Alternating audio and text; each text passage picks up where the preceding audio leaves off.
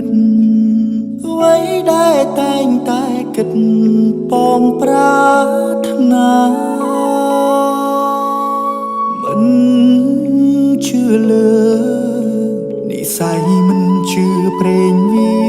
សនាតែពេលនេះទើបដឹងថាជាការពិត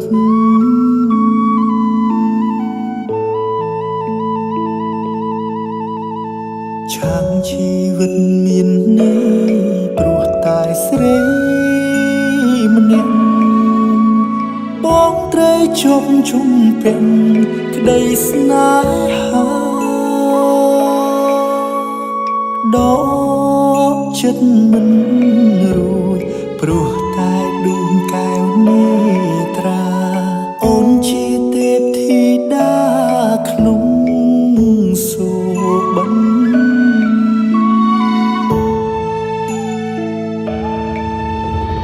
សំរទេពអប្សរមិនល្អដូចអូនឡើយស្នាមញញឹមត្រានត្រើយឲ្យរៀមលំសារភាពថាសុំចាញ់ស្នេហ៍តូចតាន់រៀមបន់ស្រន់ឲ្យឆាប់បានជួបមុំម្ដងទៀត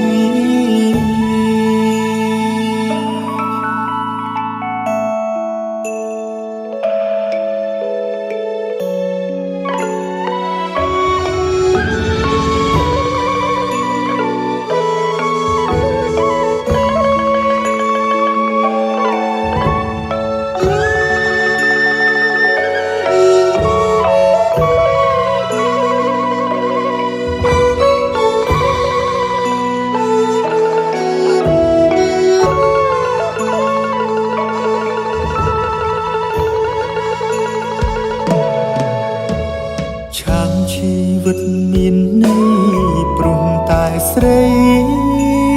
ម្នាក់បងត្រូវជប់ជុំពេញក្តីស្នេហាដល់ចិត្តមិនរួចព្រោះតែដួងកែវនេត្រាអូនជាទេពធីតាក្នុងសូបិន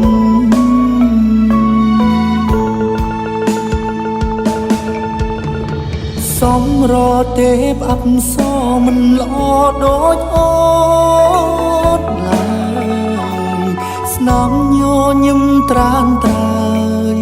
ឲ្យរៀមលំសារភាពថាសុំចាញ់ស្នេហ៍តូចតាន់រៀមបន់ស្រន់ឲ្យឆាប់បានជួបមុំម្ដងទៀតសំរទេពអប្សរមិនល្អដូចអូនឡើយស្នាមញញឹមត្រានត្រើយឲ្យរៀមលំសារភាពថាសុំចាញ់ស្នេហ៍តូចតាន់រៀមបន់ស្រន់ឲ្យឆាប់បានជួបមុំ